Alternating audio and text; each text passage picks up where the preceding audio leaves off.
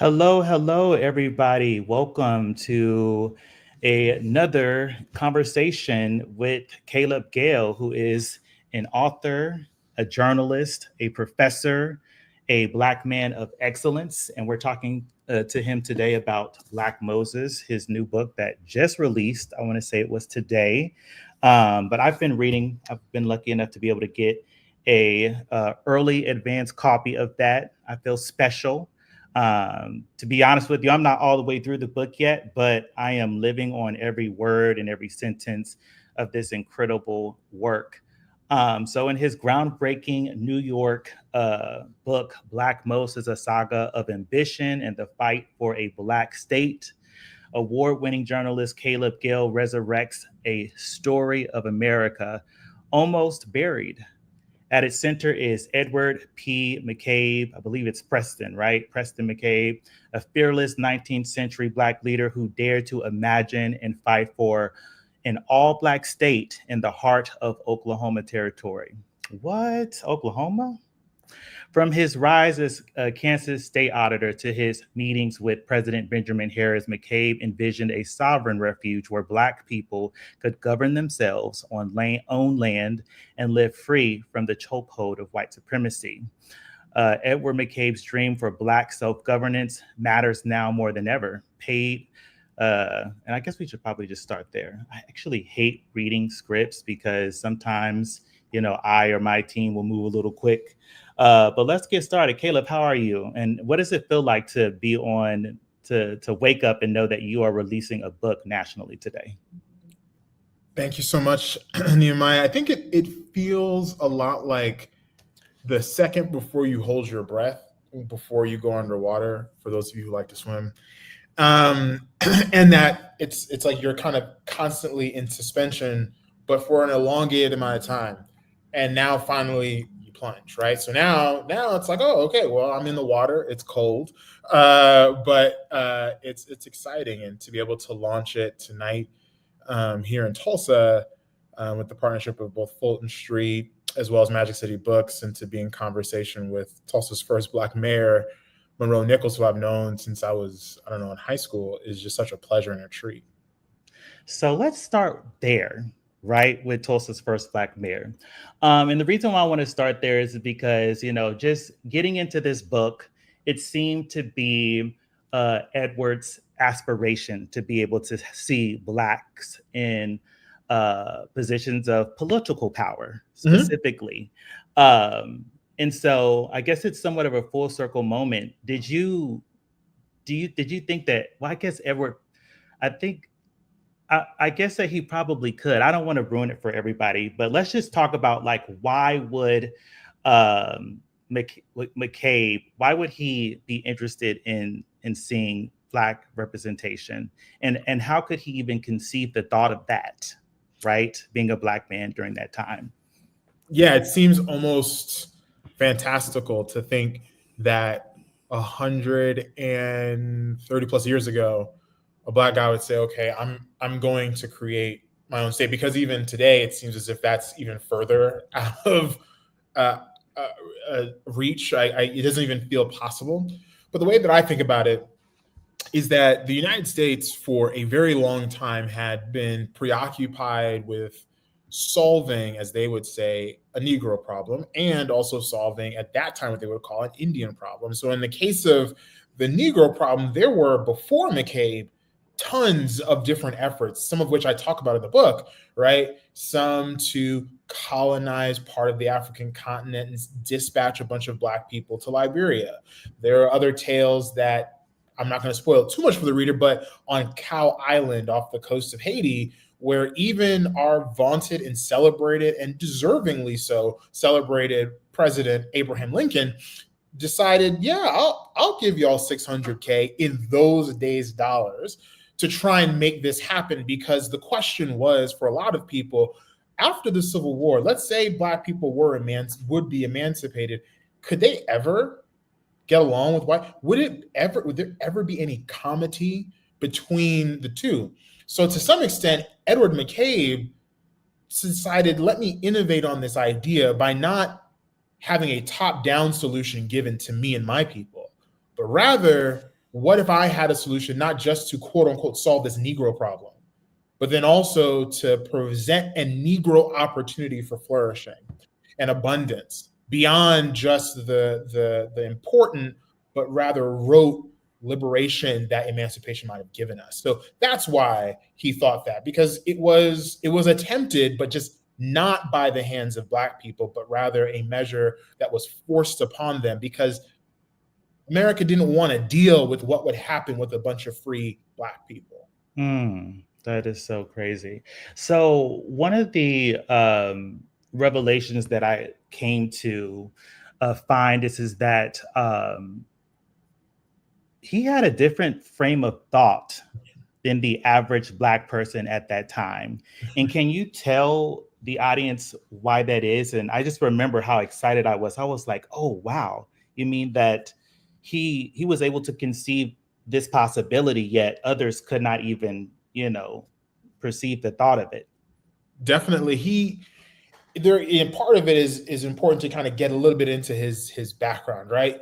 He was never enslaved. He was born to free parents, not in the American South, right, where millions of Black people were, the majority of Black people where in many cases Black people outnumbered white people in parts of the American South. No, he was born a free Black child in Troy, New York, right, which was a hub of abolitionist activity, right? It wasn't just that he was born in an average northern town. No, this town had a legacy of that. And he was educated. He was relatively privileged, right?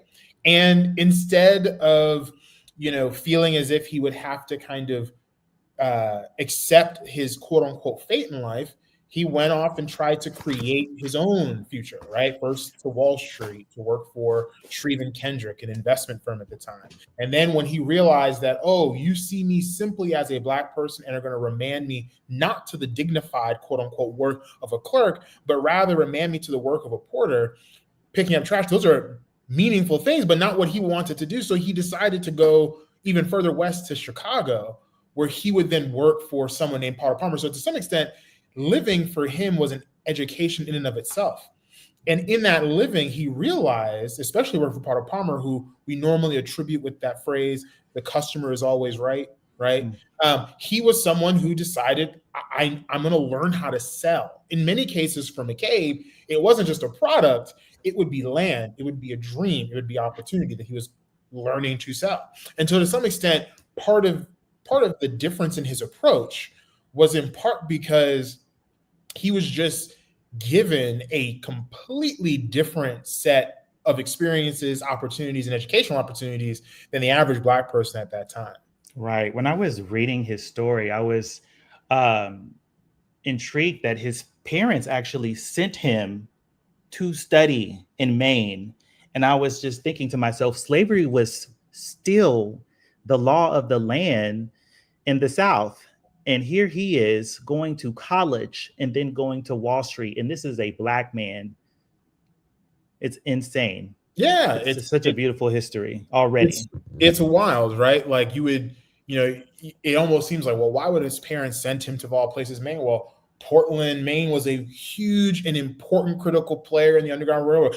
What I found really interesting about thinking about McCabe was that he really allowed me to tell a lot of tales all in one, right? That Black ambition doesn't look like one straight line. It's not linear, right? In fact, it's inclusive of a variety of different experiences and attempts. And some of his counterparts, right, like a William Eagleson, who's really critical to the story of Black Oklahoma, he was formerly enslaved. Or someone like an A.T. Hall Jr., his best friend, was never enslaved. In fact, he was bougier than McCabe, right? He had studied medicine, he knew French, he knew Latin. His dad was the founder of one of the largest congregations in Chicago. I mean, it was a hodgepodge of different types of people. But the goal of allowing their ambition to not just fester but flourish was the thing that really united all these different types of Black people who came from different types of backgrounds. And to some extent, we are multitudinous. We contain severe multitudes that are worthy of exploration and celebration. That's good. So speaking of ambition, there's a lot of talk during his time about these ambitions, being able to go and get land and to be innovative, and there's political aspirations that we already mentioned. And you start the book off with your introduction. That was the first thing that I noticed, was the phrase, and Mhm. I'll just say the N word talk, because I want to make sure that this doesn't get cut out. And so, were you just like, what made you want to use that phrase? Now I know why you used it, because it makes sense. The thing is that I didn't realize that that was an actual phrase that was running around, that was Mhm. a part of language that Black people were using and that Mhm. white folks were using to Mhm. try to um, propagandize us from not having these aspirations. So can you talk a little bit about that? Exactly. I think you hit the nail on the head. Essentially, what Nehemiah is being very polite. I'm not going to say it either, just because I want as many people to see this broadcast as humanly possible. But essentially, people like McCabe, who were talking about building a Black state and building Black towns and building really active and engaged autonomous Black political participation, were in many cases called, or that kind of talk was maligned by white people as N-word talk.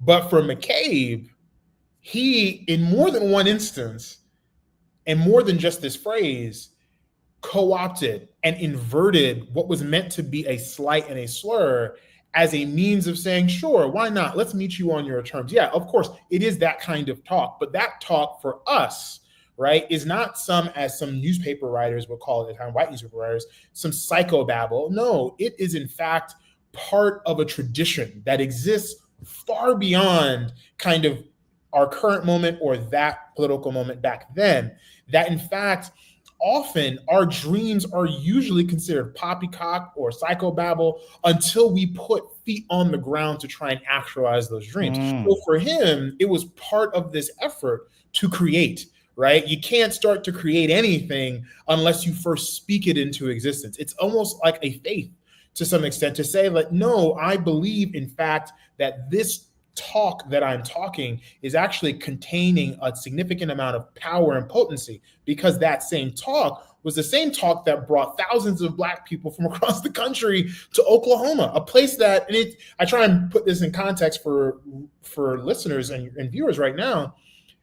You couldn't go to Google Maps and figure out both A, how do I get there, and B, what does it look like when I get there? There was right. no Google, no Wikipedia to determine, oh, how easy is it? There's no Chat GPT that'll tell me exactly where to place my plot. No, these people were coming on faith.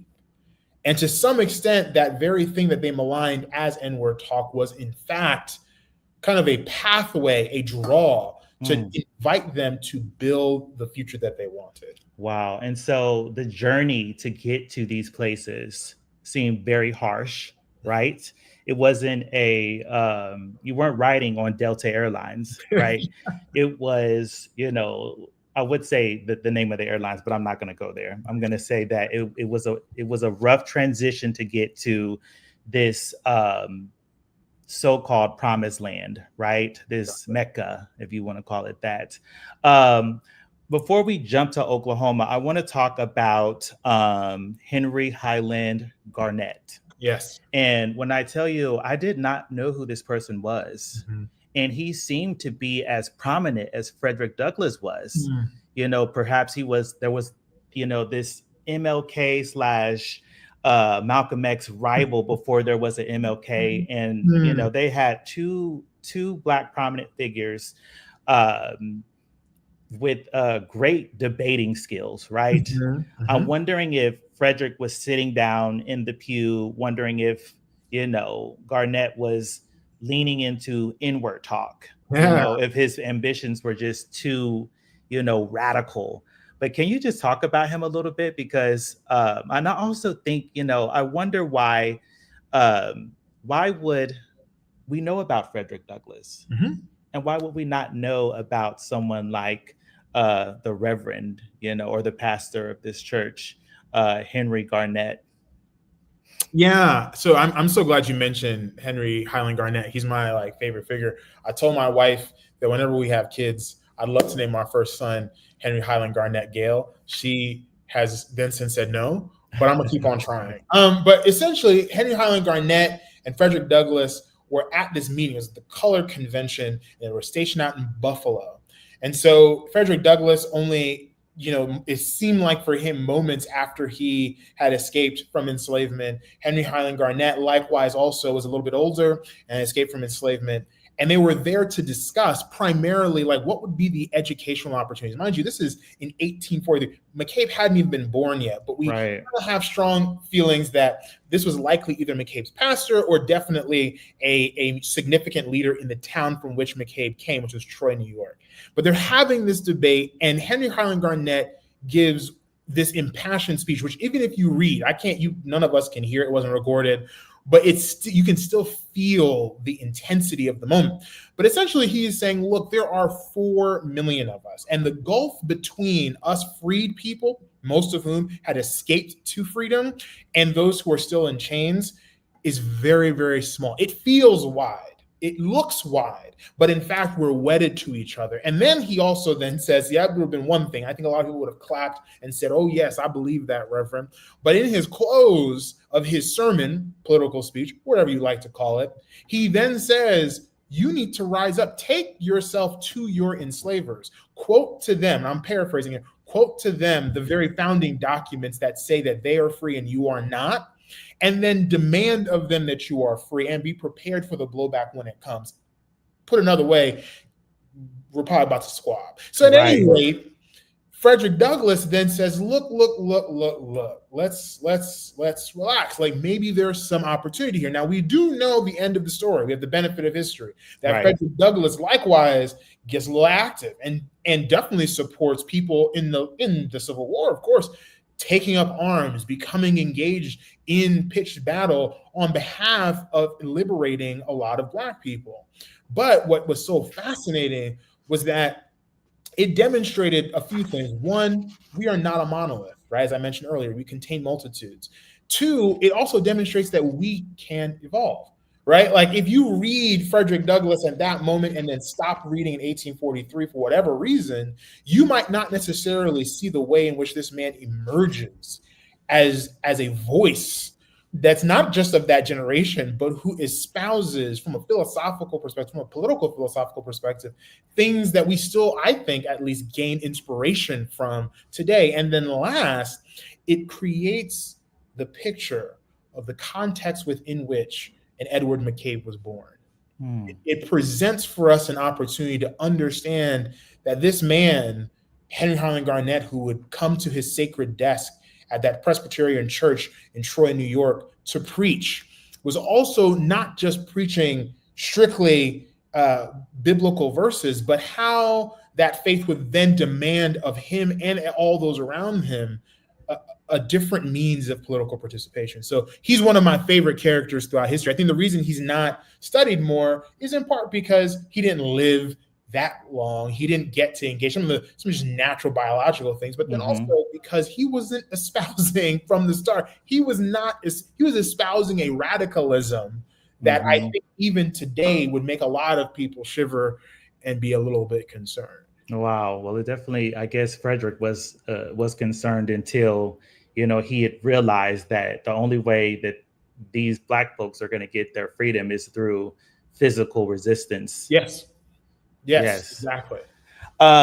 So let's fast forward to McCabe going to this Oklahoma territory. And the way that you write about this, I've never thought of Black people as colonizers until I read this book. Yeah. And it hit me, right, that we were also taking land that was land that had already belonged to somebody else. Yes. And so I had to, kind of reckon with that a little bit, internally. Can you speak a little bit about that land run and what was really happening on the ground? I so wish that I could have told a story that was a little cleaner and easier, right? But we have to remember that zero-sum politics is not a recent invention, right? They existed then, it exists now. Zero-sum politics, essentially, for your viewers, is the idea that if I win, you lose. If you lose, I win. such that there's no way in which there can be any sort of shared prosperity, communal and collaborative approaches to governing ourselves, right? And so when the United States government decided to open up the lands of Oklahoma, thereby also reducing the degree of autonomy significantly and the amount of land ownership by tens of millions of acres of indigenous populations who were already there, who were told to go there in the 1830s through something called Indian removal, and were promised we won't bother with you again. I mean, as we know, over 500 treaties later, every single one of those treaties has been broken by the United States. But like, the promise was, we're not going to touch you. Of course, they broke that promise, and it opened up those lands for people anywhere, as they would say, free and fair to all. And so likewise, yes, Black people were a part of that project. So too were poor white people, poor white immigrants. So were so many wealthy people. I mean, it was a collision of many people's dreams. If we were thinking outside of the realm of zero-sum politics, where there only can be one winner and one loser, then we would have said, well, why don't we think more abundantly of not just about this one state, but about all parts of the United States, such that we wouldn't even have to be dispatching people to go fight over land. Like, why would we ever do that? So I think what the book really is calling for implicitly in some parts and explicitly in others is for us then and now to reconsider what it means to think in a much more inclusive and shared and collective way, as opposed to the usual tale of the West, which is all about lawlessness, all about individual ruggedness. That sort of thinking, I think, is somewhat of a poison and a pox on how we think about history then and how we think about politics now. So, do you have a passage that you would like to read to us? Oh goodness, I didn't know we were going to do that. I can pull that up right now. I appreciate you keeping me honest there. Hold on one second. I can do that. Let's see here. Yeah, I can actually read from probably a bit of the end, because that brings us to the current moment, if that's helpful, without spoiling too much of the story. Let's see.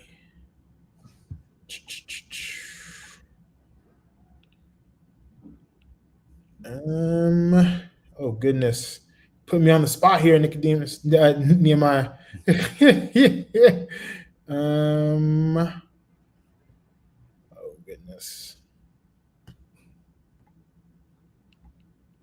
Hold on one moment, and I will just pull it up. There we go. All right. Yeah, I'll be reading from the coda, the conclusion of the book. And it starts with this quote, and you can tell me to stop at any point, but it'll be a short little passage. It starts with this quote from Angela Bates, who is a descendant of one of the founding families of Nicodemus, one of the other towns that McCabe had led before he came to Oklahoma. And it starts with this very simple quote: "They bypassed us." "What address should I put into the GPS?" I asked Angela Bates. She giggled. "Oh, you don't want to do that. Ordinarily, the dissuasion to use GPS directions would have stopped me cold from continuing any trip before it started, no matter how important. I admit I was just happy that I could fly from Boston to Chicago, and from Chicago into Hays, Kansas, a town with one terminal and one gate that only serviced United Express flyers and United Express flyers only. It was during a brief period when getting from Chicago to Hays didn't require flying past Hays to connect into Denver. And from Hays, GPS estimates that it could take an hour or so to get relatively close to Nicodemus. No structure appears on the GPS when typing Nicodemus in, just a morass of greenish brown and a single Kansas historical marker. The ambiguity of where it is and how to get there didn't matter, because I was just happy that the pandemic's travel restrictions had subsided. During the pandemic, getting to Nicodemus required flying to Denver and then driving 4.5 hours, or doing the same from Kansas City. But after Bates finished giggling, she gave me her own directions that only sped up as she gave them. When you get off the plane and get your car, you want to get to the main street in Hays. It's called Vine Street. As I hurriedly wrote down the street names in a town I had never visited, Bates continued at an ever-increasing speed. You're going to want to take that to the left onto 8th Street, coming out the airport. The next right will take you all the way through Hayes and then take you to the town, which is called Plainville. Hayes might sound like a town, and so might Plainville, but those could very well be just street names. But she did joke that some of the towns are one stoplight places. In fact, Plainville just has 2 flashing yellow lights, not an actual stoplight. So what could be the difference? She continued, now you're going to take a left onto Highway 18, west again. You're going to want to take that about 25 miles over to the town of Bogue, and then you get there. You'll come into that town on the left-hand road and go a quarter of a block, and you'll see something called Main Street. You want to go down the blinking right lane and go to the gray sedan and the blue pickup truck, and that'll be me. For the next several seconds, all that could be heard on the call was my heavy breathing as I tried to figure out how to get to a town that I had examined only through archives, through oral histories, through historical mapping, and through real estate records. But for Bates, a multi-decade resident of this town, into which she had been born and has now returned to, this was old hat. Giving directions was the only way to find Nicodemus. The same would go for Langston, as any GPS navigation, like our history, would overlook and bypass it. Wow, that's beautiful. Thank you. Speaking of the present, and I had to, flutter around over here on my Word documents for some of my notes. One of the lines that I thought, and you write so beautifully, by the way, was about this family or this man who had escaped slavery. He's in the North. I can't remember what town or city he's in, and he's working for someone, and he ends up getting met with law enforcement, right? They're trying to drag him back into slavery. The Fugitive Slave Act has passed. And you write this line, "Exodus for a better life was against the law." And I see so many parallels between the past and the present as I'm going through this book. And I really appreciate your depth of history and how it still connects to the present. So we're at 30 minutes. Any last words for the audience today? And I know we've got a lot of folks that are in Tulsa that are watching. So make sure you head to Fulton tonight. Yeah, actually, it's at All Souls. All Souls, okay. All Souls at 6:30 this evening here in Tulsa. I'm so excited to see all of you and be in conversation with you all. Nehemiah, this has been super helpful for me, right, to be reminded of why this matters, right? And your questions really help to illuminate that this matters that much more even now, that this isn't just a story of history, but it's a story of our present consideration. And even more than that, it's a book that's fun to read. It's enjoyable.